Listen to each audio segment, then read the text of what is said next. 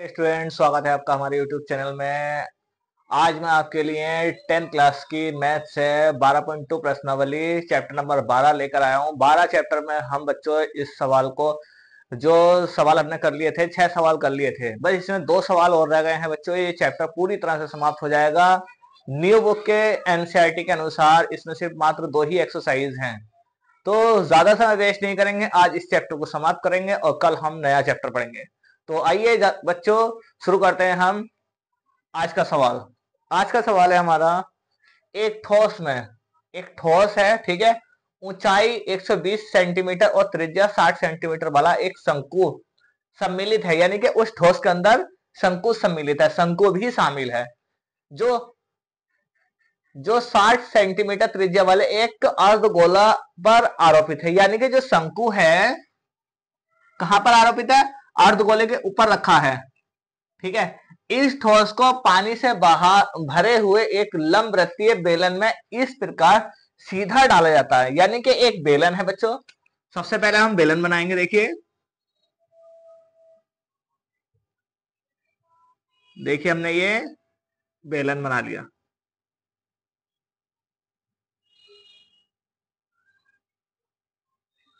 Question में सबसे पहले इसने क्या बोला है? बेलन, ठीक है। उसके आगे की बात पढ़ते हैं। बेलन की तली को स्पर्श करता है, करें। यदि बेलन की त्रिज्या 60 सेंटीमीटर है तो और ऊंचाई 180 सेंटीमीटर है तो बेलन में शेष बचे पानी का आयतन ज्ञात कीजिए, ठीक है। तो हमें क्या देख रखा है? टोटल ऊंचाई हमें दे रखी है। टोटल ऊंचाई देखिए हमें कितनी दे रखी है?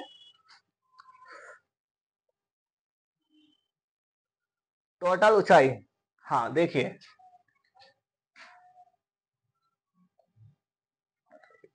देखिए दे रखी है 180 सेंटीमीटर। यदि बेलन की त्रिज्या और ऊंचाई 180 सेंटीमीटर है तो 180 सेंटीमीटर के आ गई आपकी बेलन की ऊंचाई आ गई टोटल, ठीक है। इसमें क्या है हमारा? एक अर्धगोला है और शंकु है, जो कि इसमें जब डाला जाता है तो पहले आप एक क्या बनाओगे? अर्धगोला बनाओगे। तो ये आ गया जी आपका अर्धगोला, और फिर इस पर रखा है एक शंकु, ठीक है।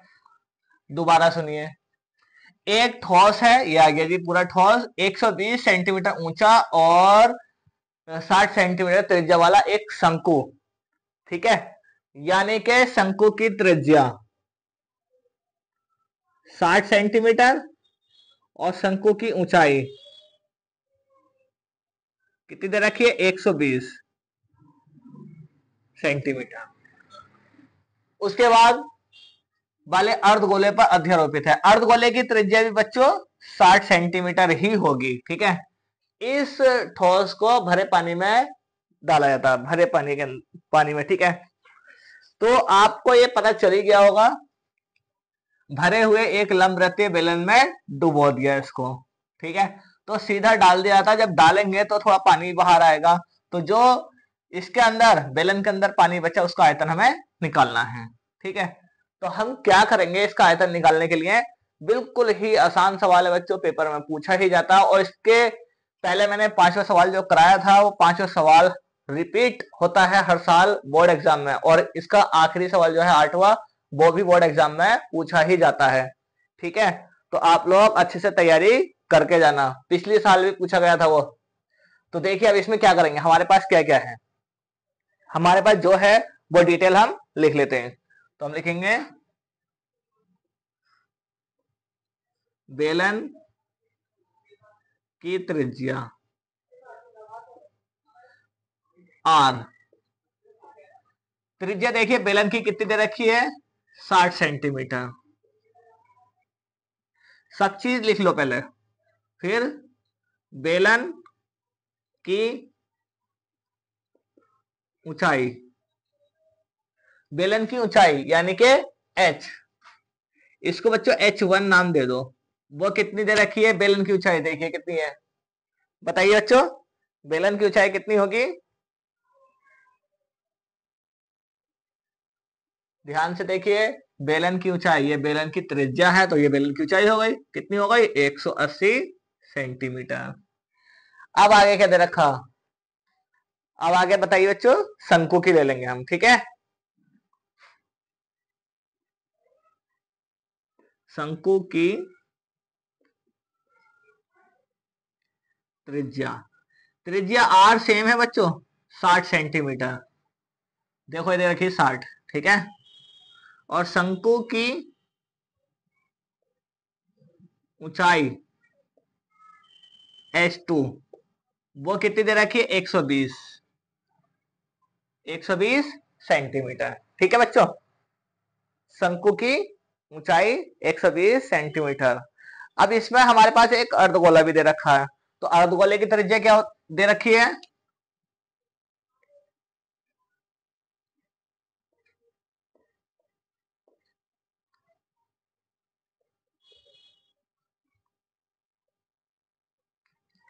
अर्धगोले की त्रिज्या r बराबर 60 सेंटीमीटर।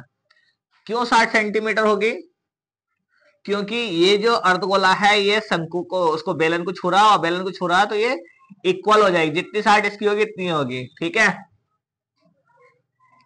जो 60 सेंटीमीटर त्रिज्या वाले एक अर्धगोले पर आरोपित है, ठीक है, तो बराबर बराबर होगी।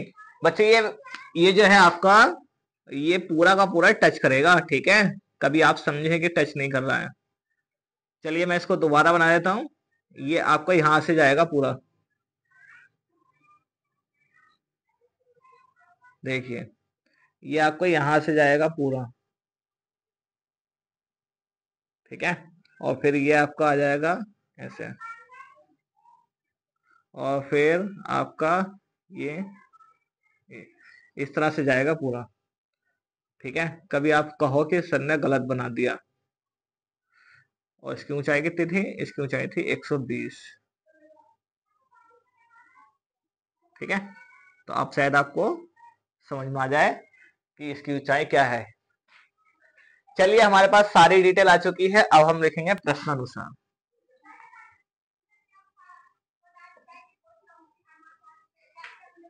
प्रश्नानुसार, प्रश्नानुसार में क्या निकालना है हमें? ध्यान से देखिए, क्या निकालना है हमें? शेष बचे पानी का आयतन, शेष बचे पानी का आयतन बराबर, जब ये पानी से भरा हुआ था बेलन, तो हमने इसके अंदर डाल दिया। जब इसके अंदर हमने शंकु और गोले को डाल दिया, तो बेलन में से शंकु और गोले का आयतन माइनस कर देंगे हम, ठीक है। एक मिनट रुकिए बच्चों, मैं भी आया। तो हम क्या करेंगे, बेलन के आयतन में से शंकु का और अर्धगोले का आयतन माइनस कर देंगे। तो हम लिखेंगे क्या? यहां लिखेंगे बेलन का आयतन,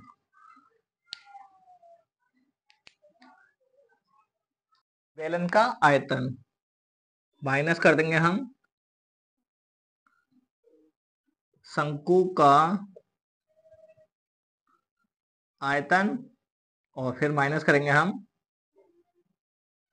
अर्ध गोले का आयतन, ठीक है। क्योंकि बेलन के अंदर ही तो हमने शंकु और अर्धगोले को डाला, जब हम डालेंगे तो पानी बाहर निकलेगा, तो वो कितना निकला है इसकी वजह से उसको माइनस कर देंगे, तो हमारे पास शेष बचे पानी का आयतन आ जाएगा, ठीक है। तो अब आपको पता है बच्चों बेलन का आयतन होता क्या है? बेलन का आयतन होता है बच्चों pi r square h, pi r square h. शंकु का आयतन क्या होता है? 1/3 पाई आर स्क्वायर एच, ठीक है। शंकु का आयतन हो गया। और अर्धगोले का क्या होता? 2/3 पाई आर क्यू।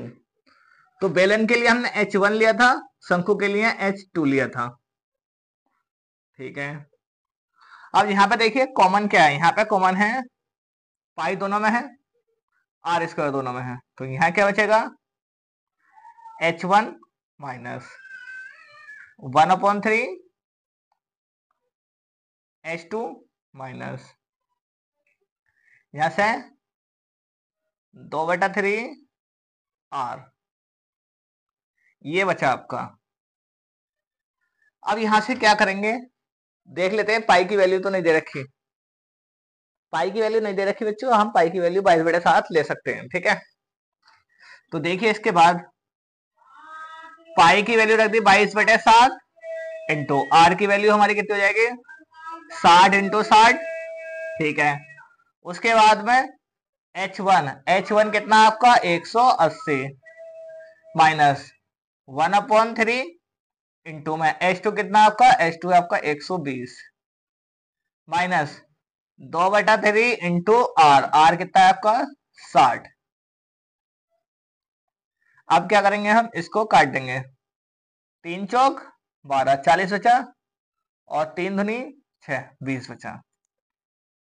22/7 इंटू में 60 इंटू 60, ठीक है। और फिर आपको यहाँ क्या बचेगा 180 माइनस कितना बचा 40 और यहां से कितना बचेगा माइनस के 40, ठीक है बच्चों। ये आपका इतना बचा। अब इससे आगे का हम सॉल्व करेंगे। देखिए यहाँ इनके आपस में सबकी गुणा कर देते हैं, कितना आ जाएगा गुणा करते हैं। देखिए 22 इंटू 60 इंटू 60, तो इसका आ जाएगा आपका 60 का 6 36 3600 और 22 की मल्टीप्लाई कर दो, 2 2 0 0 और 2 छंग 12 का 2 हासिल लगा 1, 2 3 6 6 और 1 हासिल का 7 और 2 0 0 2 छंग 12 का 2 हासिल लगा 1, 2 3 6 और 1 हासिल का 7, कितना आ गया 0 0 2 7 और 2 9 और 7, ठीक है। आपका कितना आया देखिए यहाँ कितना बचेगा, इन दोनों की गुणा करिए तो कितना आ गया, यहाँ लिख देते हैं, ठीक है। इन दोनों की गुणा करने पर कितना आया 79200/7। अब 40 40 80 80 में से 180 माइनस करेंगे तो यहाँ कितना बचेगा 100, तो कितना आ जाएगा आपका 79240/7, ठीक है। अब यहां से आपको क्या करना है, इसको भाग देना है 79240/7। तो आप लोग इसको भाग दीजिए बच्चों, वीडियो को पॉज करके भाग दीजिए जब तक मैं करता हूं। 7 करके एक काम कीजिए बच्चों, आप लोग इसको नोट कीजिए, ठीक है। आप लोग इसको नोट कीजिए, मैं आंसर मैच कर लेता हूं, आंसर हमारा सही आ जाएगा या नहीं आएगा, ठीक है। जब तक आप नोट कीजिए बच्चों, चलिए मैं आंसर मैच कर लेता हूं, ठीक है।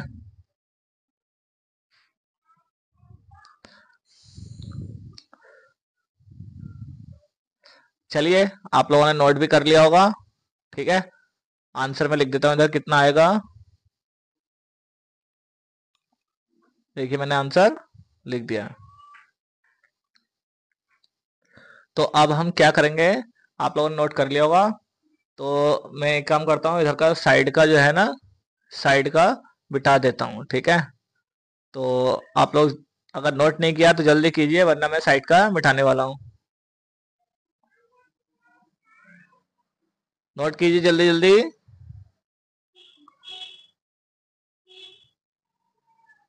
नोट कीजिए बच्चों। चलिए आप लोगों ने नोट कर लिया होगा। अब मैं 7 से इसको भाग दूंगा, और भाग देने के लिए जगह नहीं है ना, तो इसलिए मुझे साइड का क्या करना पड़ेगा, मिटाना पड़ेगा। तो मैं इस साइड का ये मिटा रहा हूँ बच्चों, ये साइड का मैंने क्लीन कर दिया, ठीक है। तो अब मैं इधर को सॉल्व करके दिखाऊंगा आपको, ये भी पूरा का पूरा साफ कर दिया मैंने, ठीक है। जिसने नोट नहीं किया हो पीछे को रिवाइंड कर लेना, और मैं देखो 7 से इसको डिवाइड करूंगा पहले। तो आप लोगों को पता ही है, 7 × 7 उतार लेंगे 9, फिर 7 × 7 फिर उतार लेंगे 7 में 9 गया 2 बचेगा, उतार लिया हमने 2 और 22 हो गया, 7 × 21 यानी कि 1 बचा, उतार लेंगे एक 0। तो कितना हो गया हमारा, 7 × 7 3 बचा, 10 में 7 जगह 3 बचा, उतार लिया 0। और 7 × 4 = 28, 28 यानी कि 30 में से 28 गया बचा 2, उतार लेंगे फिर से 0। और 7 × 21 यानी कि 7 × 14, 7 × 14 और 20 में 14 गया बचा 6, उतार लेंगे 0। कितना हो जाएगा, 60 हो जाएगा। ठीक है, और फिर 7 × 8 = 56, 4 बचेगा, 40 हो जाएगा। ठीक है, पॉइंट लगाएंगे 40 हो जाएगा ये। तो आपका कितना आ जाएगा कट के, आपका आ जाएगा 1111131428। अब अगर आप इससे और आगे सॉल्व करना चाहें तो आप इसको और सॉल्व कर सकते हैं। ठीक है, तो ये आपका जो आंसर आएगा आपका सेंटीमीटर क्यूब में आएगा। और आपको पता होना चाहिए, जब भी हम पानी का आयतन निकालते हैं तो वो लीटर में आता है, लीटर में या मीटर क्यूब में। मीटर क्यूब में बनाने के लिए हमें क्या करना पड़ेगा, मल्टी डिवाइड करनी पड़ेगी। और भाग दे लेते हैं, कोई बात नहीं, पॉइंट लगाएंगे, हम पॉइंट लगाएंगे देखिए, और 0 बढ़ा लेंगे, 40 हो जाएगा। और कितना आ जाएगा आपका, लगभग 5 तक ही जाएगा, ऐसे मान लीजिए। ठीक है, 5 या 6 तक। अब देखिए, आप लोगों को पता होगा 1 सेंटीमीटर बराबर 1000। बच्चों ये जो है 1 सेंटीमीटर बराबर 1000 जो होता है हमारा, ये आप इस पे चले जाइए, या फिर आप ऐसे समझ लीजिए, सेंटीमीटर को मीटर बनाएंगे तो 100 से भाग करेंगे, तो सेंटीमीटर की पावर कितनी है, 3 है। ठीक है बच्चों, ये जो मेरा ये पॉइंट है 1 सेंटीमीटर बराबर 1000 मीटर क्यों, तो ये थोड़ा सा मिस अंडरस्टैंड हो गया है। ठीक है, आप लोगों को क्या करना है, ये जो आंसर आया हमारा सेंटीमीटर क्यूब में आया, सेंटीमीटर को मीटर बनाएंगे तो 10 की पावर 6 से भाग दे देंगे, यानी कि 1 सेंटीमीटर बराबर होता है 100 मीटर, यानी कि 1 मीटर में 100 सेंटीमीटर होते हैं। तो 100 के हिसाब से 6 जीरो आ जाएंगे नीचे, तो 6 जीरो से हम इसको डिवाइड करेंगे। ठीक है, तो पॉइंट खसक का आपका क्या आ जाएगा, 1.13 करके आएगा आपका आंसर। ठीक है, ठीक है बच्चों, 1.131425 ये आपका आंसर हो जाएगा। चलिए बच्चों, आप लोग इसको नोट कीजिए, नोट कीजिए बच्चों इसको।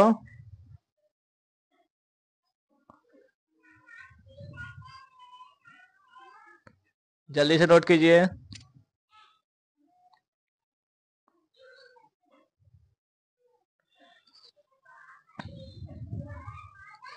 चलिए बच्चों, अब हम अगले सवाल की ओर बढ़ते हैं, जो कि इस प्रश्नावली का आखिरी सवाल है। यह है इस प्रश्नावली का आखिरी सवाल, और ये चैप्टर पूरी तरह से समाप्त हो जाएगा। आइए आखिरी सवाल की ओर बढ़ते हैं। और बच्चों, ये सवाल पिछले 3-4 सालों से लगातार पूछी जा रही है बोर्ड एग्जाम में। पिछले साल भी आया था, उससे पिछले साल भी आया था, और उससे पिछले साल भी आया था। तो बोर्ड एग्जाम का ये फेवरेट सवाल है। आप लोग इसको बहुत अच्छे से समझना और इसको अच्छे से करना। ठीक है, देखिए, एक गोलाकार कांच के बर्तन की एक बेलन के आकार की गर्दन है। ठीक है, एक गोलाकार कांच है, ये आ गया जी गोलाकार। ठीक है,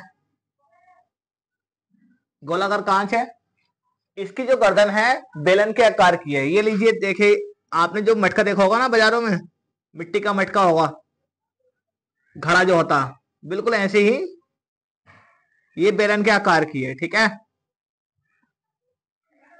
आगे क्या बोला, गर्दन बेलन के आकार की हो गई, जिसकी लंबाई 8 सेंटीमीटर है, यानी कि सिर्फ इसकी लंबाई कितनी है, 8 सेंटीमीटर।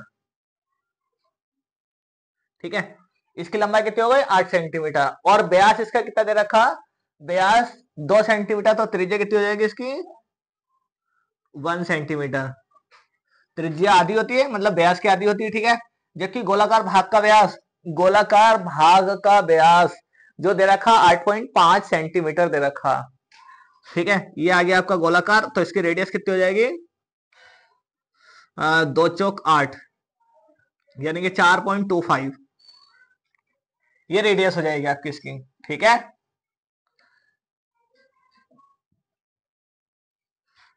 इसमें भरे इसमें भरे जा सकने वाली पानी की मात्रा माप कर एक बच्चे ने यह ज्ञात किया कि इस बर्तन का आयतन 345 सेंटीमीटर क्यों है। जांच कीजिए कि उस बच्चे का उत्तर सही है या नहीं, यह मानते हुए कि उपरोक्त मापन आंतरिक मापन है। यानी कि ऊपर जो जितनी भी वैल्यू दे रखी है वो सही है, अगर ये हम मान लें और पाई की वैल्यू 3.14 लें तो बच्चे का आंसर सही है या नहीं ये आपको बताना है। देखिए इसके सब कुछ वैल्यू हमें दे रखी है। ठीक है, तो अब हम क्या करेंगे, इसकी वैल्यू को लिख लेते हैं जो जो हमें दे रखा है। ठीक है, तो देखिए यहां डालेंगे हम सॉल्यूशन, फिर लिखेंगे बेलन की त्रिज्या, बेलन की त्रिज्या कितनी हो जाएगी R1। R1 बराबर कितना है हमारा, कितना दे रखा है बेलन का 2, और त्रिज्या निकालेंगे तो 2 से 2 कटेगा 1 सेंटीमीटर। ठीक है, ये बेलन की त्रिज्या आ गई हमारी। ठीक है, अब हम क्या करेंगे, बेलन की ऊंचाई ले लो, बेलन की ऊंचाई, बेलन की ऊंचाई क्या होगी आपकी h, और h बराबर आपका कितना दे रखा 8 सेंटीमीटर। अब गोले की ले लो, गोले की त्रिज्या R2, R2 बराबर कितना दे रखा है हमें, R2 बराबर दे रखा है हमें 8.5। ये हमारा व्यास है, इसको रेडियस बनाएंगे तो क्या करेंगे हम 2 से डिवाइड कर देंगे तो आ जाएगा 4.25 सेंटीमीटर। ठीक है, ये हमारी गोले की त्रिज्या आ गई। ठीक है बच्चों, अब हम क्या करेंगे, गोले की ऊंचाई और ले लो, गोले की ऊंचाई देखिए कितनी दे रखी है, गोले की बेलन की ऊंचाई लिख ली हमने, गोले की त्रिज्या लिख ली, गोले की त्रिज्या और बेलन की त्रिज्या दोनों लिख लिए, बस हो गया हमारा पूरा। अब हम लिखेंगे क्या, अब हम बर्तन का आयतन निकालेंगे। किसका आयतन निकालेंगे हम, प्रश्नानुसार क्या कह रखा है इसने, बर्तन का आयतन। ठीक है, हम ये चेक कर रहे हैं ये 345 आएगा या नहीं आएगा।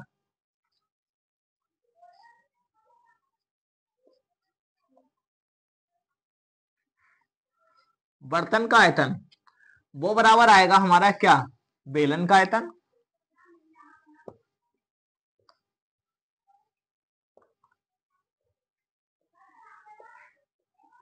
प्लस गोले का आयतन। बेलन का आयतन बच्चों होता है क्या हमारा, बताइए बच्चों, बेलन का आयतन होता है हमारा पाई आर स्क्वायर एच, और गोले का क्या होता है आपका 4/3 पाई आर क्यू। ठीक है, अब हम यहां से क्या करेंगे, यहां से हम पाई कॉमन ले लेंगे।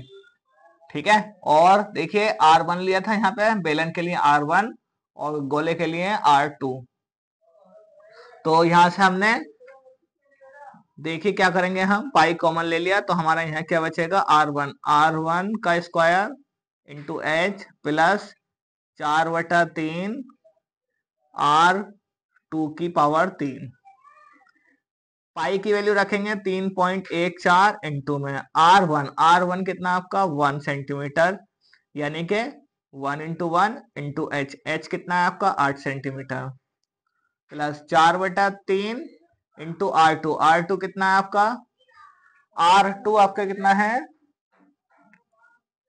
चलिए हम रख देते हैं 4.25 ही रख देते हैं। ठीक है, पर 4.25 रखने से बच्चों कैलकुलेशन थोड़ी लंबी हो जाएगी।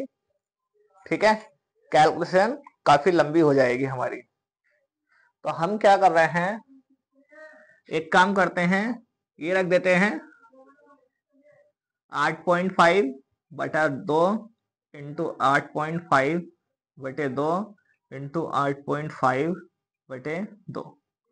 ठीक है, इससे भी वही आएगी बात और से भी वही आएगी, अरे वही रख दो, क्या बच्चों कैलकुलेशन तो लंबी होनी है, अलग से कर लेंगे।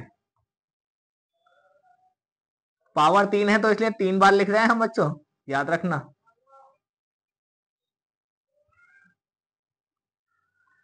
बस अब हम क्या करेंगे देखते जाइए आप। अब हम इन सब की मल्टीप्लाई करेंगे, इसमें मल्टीप्लाई करिए तो ये आ गया इधर का, तो 8 इधर की मल्टीप्लाई कर लेते हैं। 4.25 और 4.25 मल्टीप्लाई करो, 5 पंजे 25 का 5 हासिल लगे 2, 5 दूनी 10 और 2 12, 12 का 2। अब आप लोग भी वीडियो को पॉज करके करिए, ठीक है।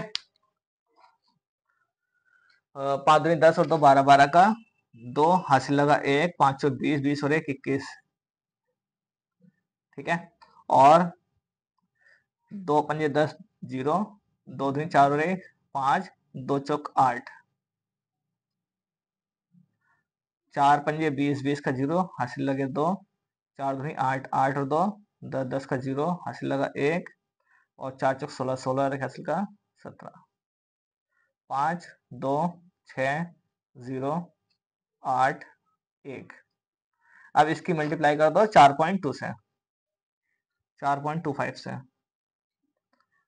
5 पंजे 25, 25 का 5 हासिल लगे 2, 5 दूनी 10, 10 और 2 12, 12 का 2 हासिल लगा 1, 5 छंग 30 और 1 31, 31 का 1 हासिल लगे 3 और 5 अट्ठे 40, 40 का 0 हासिल लगे 4, 5 कम 5 और 4 9, 2 पंजे 10, 10 का 0 हासिल लगा 1, 2 दूनी 4 और 1 हासिल का 5 और 2 छंग 12, 12 का 2 हासिल लगा 1 और 2 0 0 यानी कि हासिल का उतार देंगे और 18 36।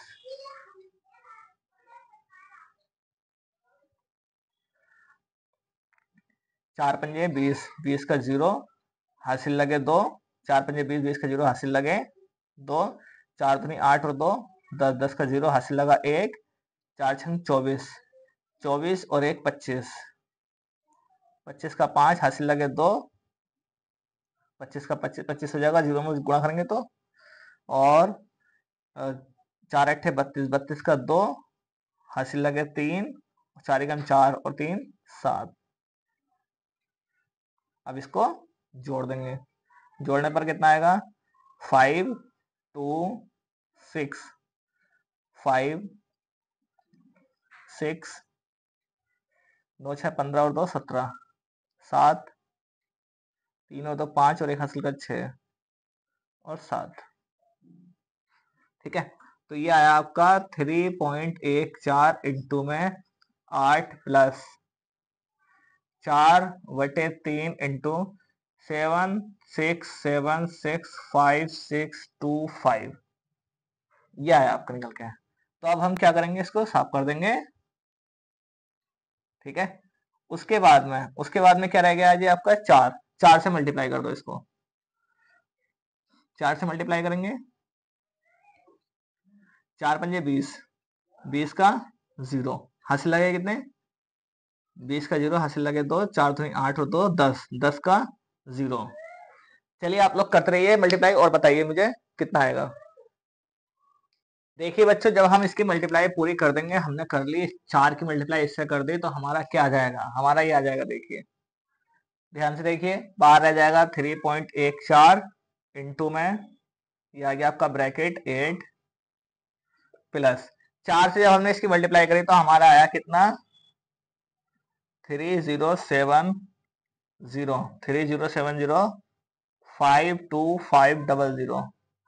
बटे में आ गया आपका 3, ठीक है। अब जब हम इससे 3 से इसको डिवाइड करेंगे, तो हमारा आएगा 102 पॉइंट 3.14, तो ये रहा हमारा, और ब्रैकेट आ गया 8 प्लस 102 पॉइंट, 102 पॉइंट कितना है हमारा 35 41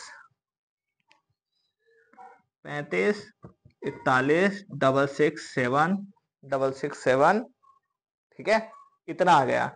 अब जब हम इसमें 8 जोड़ देंगे तो कितना हो जाएगा आपका 110, कितना हो जाएगा ये 3.14 इंटू